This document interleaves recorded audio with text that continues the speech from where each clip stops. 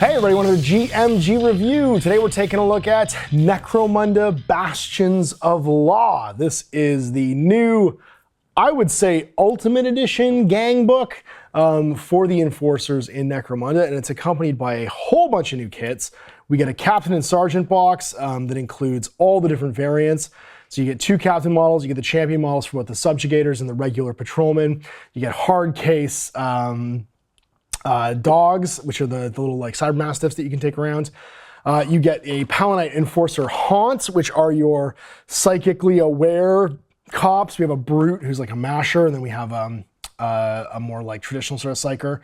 And we get Paladin Companions, and these are allowed when you do an alliance with House Helmwar. You can get these as a free upgrade. Basically, two of like the house, the controlling house's like favored cops come down to help you out for free, but they're watching you, so they'll test your alliance and stuff as well.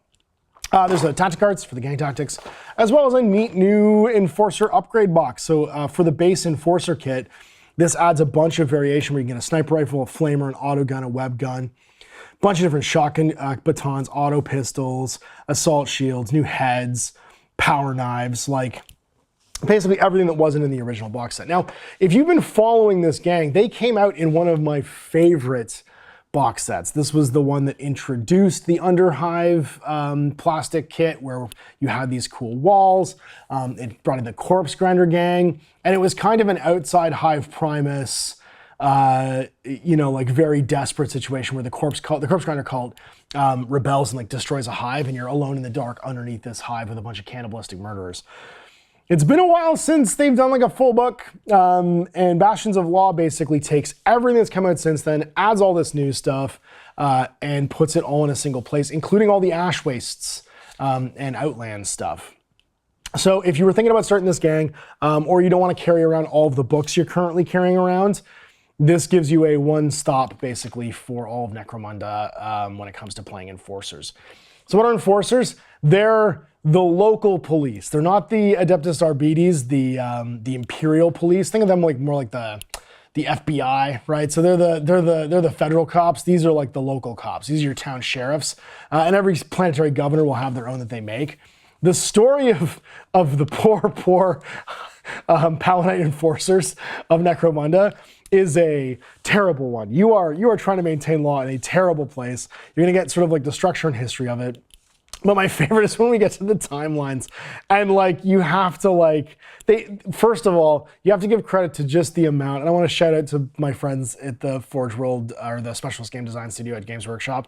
The amount of Easter eggs and stories in here, I absolutely love. There's nods to tons of like classic action movies, cop dramas. Like if you're a fan of like 80s and 90s and early 2000s movies about cops or science fiction, or 2000 AD comics, Judge Dredd, you're gonna find some stuff in here for you. I'll give you just an example of one. The 17th Sun, the Amasek Tea House of Dust Falls. Dust Falls is a classic location from early Necromunda.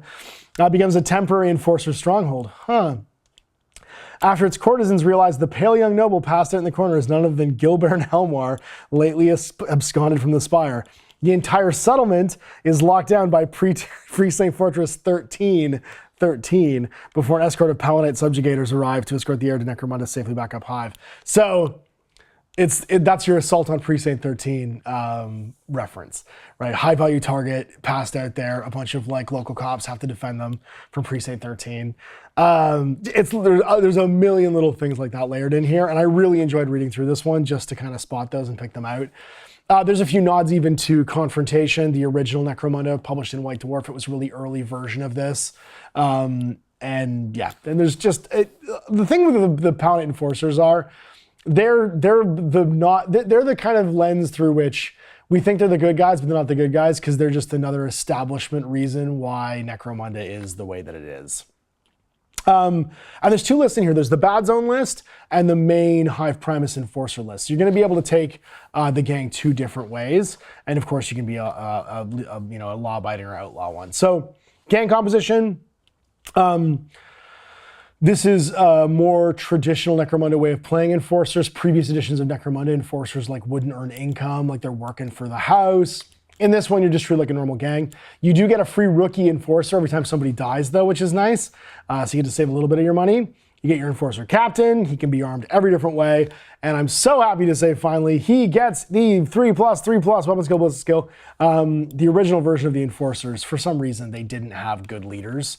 And then if you want to take a melee-focused champion, you take a subjugator. If you want to take a shooting-focused one, you take a regular sergeant. So you can see here the regular sergeant gets the ballistic skill 3+. The leadership is really high on these guys.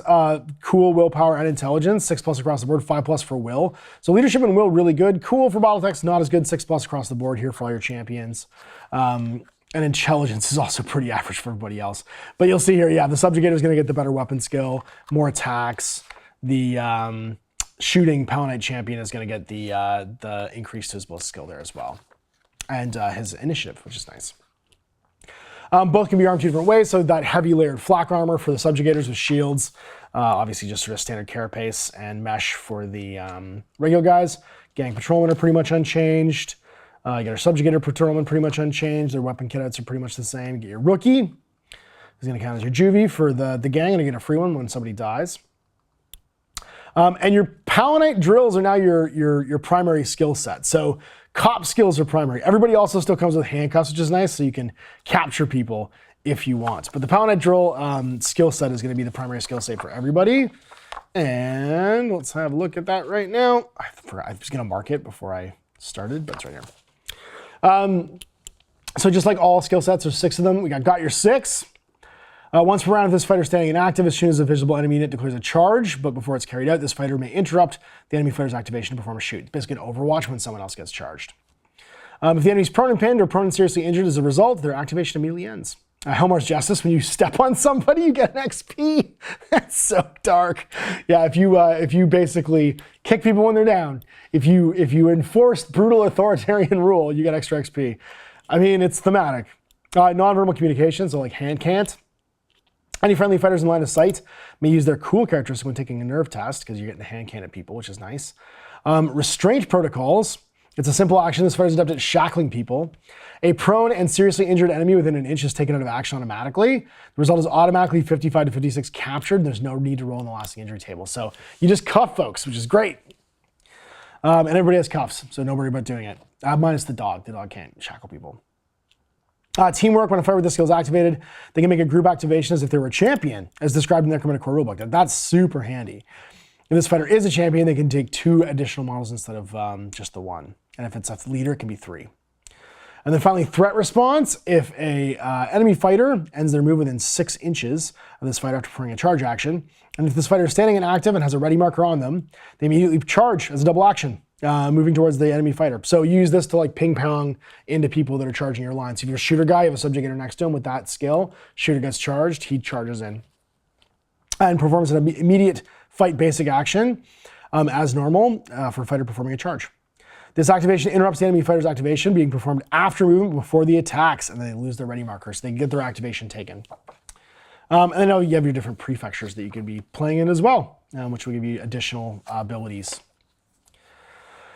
Sire Mastiffs, which you get 2 models in that new box set. And then your Hanger-Ons, your Haunts. So Haunts are the most stable of Lord Helmar's Psykers, chosen for the control of their powers. So you have like a dampener on you and wards. So you're sort of a sanctioned Psyker that works for the cops. You're part of the crew. Unlike other Hanger-Ons, this fighter is always ready for a fight. As long as this fighter is part of the gang roster, they're treated as a regular ganger for the purpose of selecting a true. Therefore, they can be chosen as random, as part of the starting crew, just like any other ganger. However, just like a hanger-on, this fighter cannot gain experience or advancements, and should they suffer a lasting injury, they leave. You get to reroll failed willpower tests once per battle. And then for your dampeners, if this fighter suffers a peril with a warp test, there's no need to roll it on the table. Instead, they are immediately taken out of action. Basically, so dampeners means they have a shock collar on them where if they start to get out of control, it just short circuits their brain and they go out of action. Oh God, this gang is so dark. And they have fearsome automatically. And then you have your Psy Render and your Bone Crusher. And the Bone Crusher is the big guy, the Psy Render is the small guy. And they have Fearful Aura, and then the Bone Crusher has Fists of Fury. So when this fighter makes an unarmed attack, increase the strength and damage of it by 1. So he's strength 4, damage 2 with his fists. Then his weird powers, he has a basic action for crush. Closing their fist in the air, target a single enemy fighter or obstacle that's within 12 in line of sight and make a ballistic skill roll. If it's scored, the obstacle is destroyed and removed from the battlefield, and the fighter must make a save roll. So you just do like the Darth Vader neck snap, basically. Force field basic, it's a continuous effect.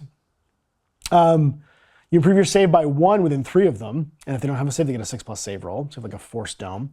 And then a force blast. Any enemy fighters that are within 3 of this fighter immediately push D3 + 1 inches directly away. He is Vader, basically. If this movement would stop, push them into a pit, they might fall. Yeah. And then the Psy-Render has continuous effect mind control. Choose a single enemy fighter that's both within 9 in line of sight, and they make a immediate shoot basic action, even if they've already activated, shooting someone else in the other guy's gang. You basically make somebody shoot their friend. Terrify for a double.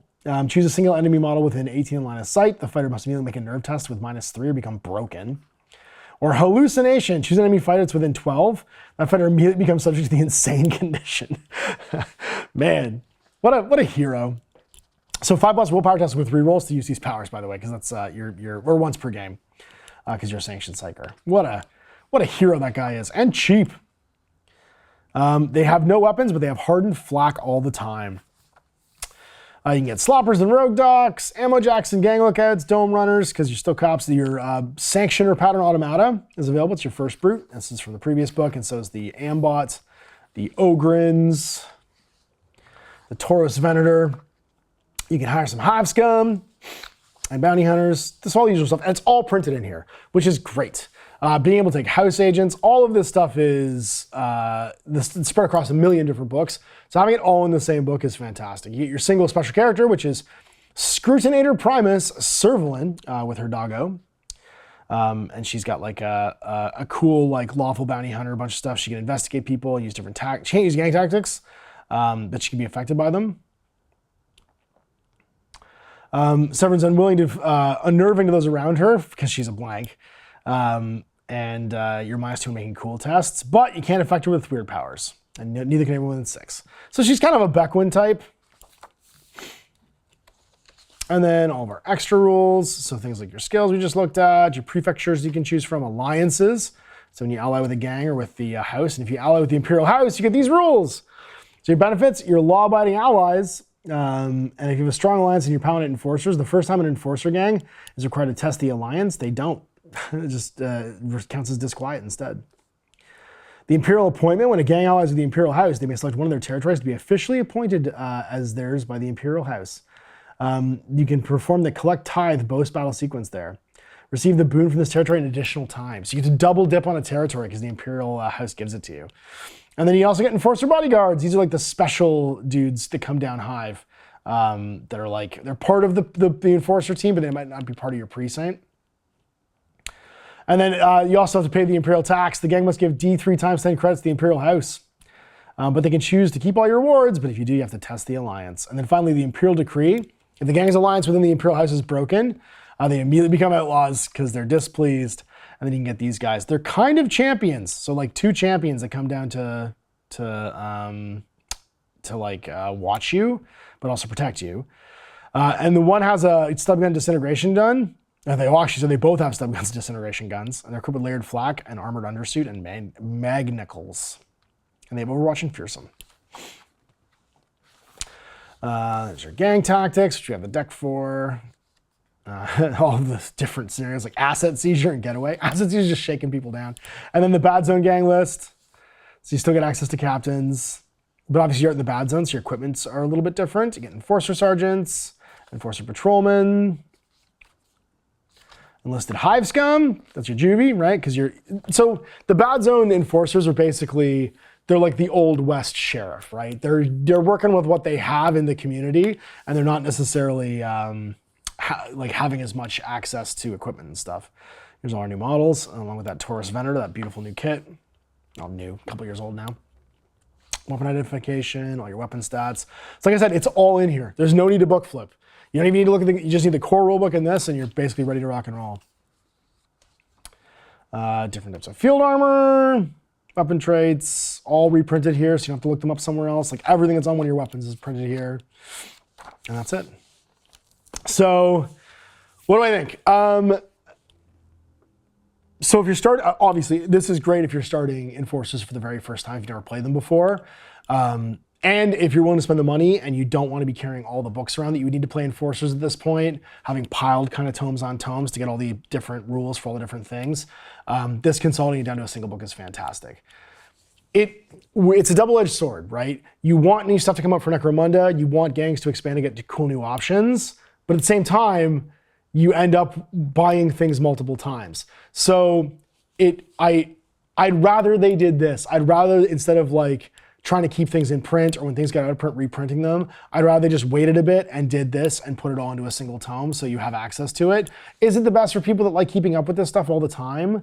No, but also if you typically just play one gang, you don't buy everything Necromunda every single time, you can wait for these to come out and then pick them up if you want to complete your collection. And these books, like they're not going to come back to Enforcers for a long time. They have no reason to. This is a ton of stuff. There's multiple gang lists. Everything's in a single place. You'd be pretty happy if this was your first time playing Enforcers with just the amount of options that you have. So I don't see this as a bad thing. I see this as kind of the price that we pay for having ongoing Necromunda releases all the time, is eventually they get rounded up into a single place.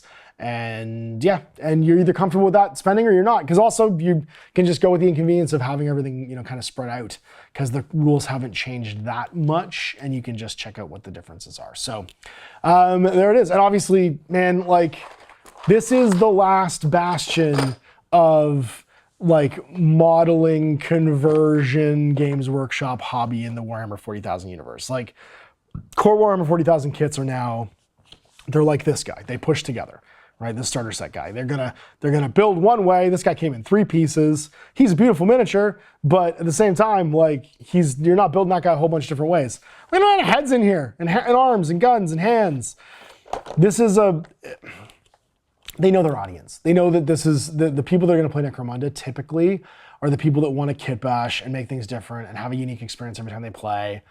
And they're comfortable with that. And the people that play it are comfortable with it too. So they're kind of still continuing on with a more old school GW model approach in this domain. And yeah, and I'm glad it still exists somewhere. And I'm glad there's a version of Warhammer out there that still is kind of like a kit bash modeling hobby where you get to make your own, you know, unique imagination of what something looks like without having to do too much hacking. Where that's baked in, you know, not that you can't do that in mainstream Games Workshop games in the main studio, but it's way more the point here. It's you know, it's front facing. So yeah, so stuff like this, like, yeah, absolutely. Please, I don't mind buying 3 boxes for my Enforcer gang if I have literally every equipment option and modeling option, and you know, I could, these are models you're gonna paint one at a time. You're not gonna bang them out, you know, squad wise, like you're painting Warhammer 40K miniatures. So this would keep me busy for a very long time when I come back to my Enforcers, and I still have some unbuilt Enforcers that I'll mix and match these guys into from my my original box set. In fact, I should just write something. I should just write something to do like the Corpse Grinder Uprising and do like a horror game. It would be fun and easy to do. So there it is, new Necromunda, obviously Bastions of Law out next weekend. I think it's up for pre-order still. And yeah, and all of the bells and whistles and bits and gubbins if you want to start playing Enforcers now, or if you just want to consolidate your collection into one book. Big thanks for watching. Big thanks for workshops and so long for me to check out. Until next time, Ash.